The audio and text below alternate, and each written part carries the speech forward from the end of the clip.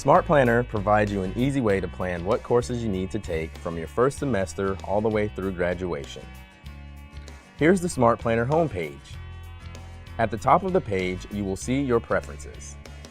This section describes how many units you are going to take each semester.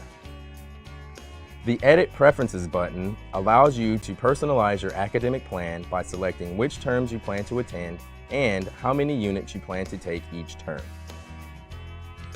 As you scroll down the page, you'll see buttons for the different functions and reports in the Smart Planner. Let's review them.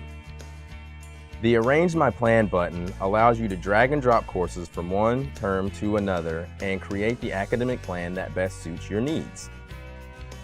The Smart Planner report shows you which courses you've completed, courses in progress, courses planned, and courses still needed.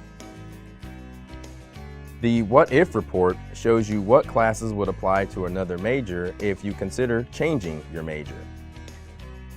The Overview button simply returns you to the Smart Planner Overview page. Clicking the Refresh Suggestions button will result in all courses that are not locked being rearranged in the order the Smart Planner determines to be the best suggestion.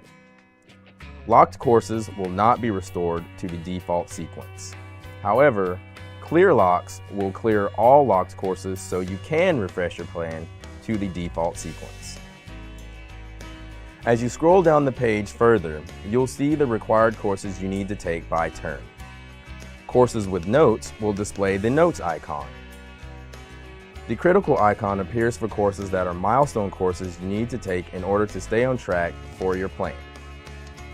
Not selected in the course column indicates that you can choose the course you would like to take to meet a particular requirement. The information icon provides information from the university catalog.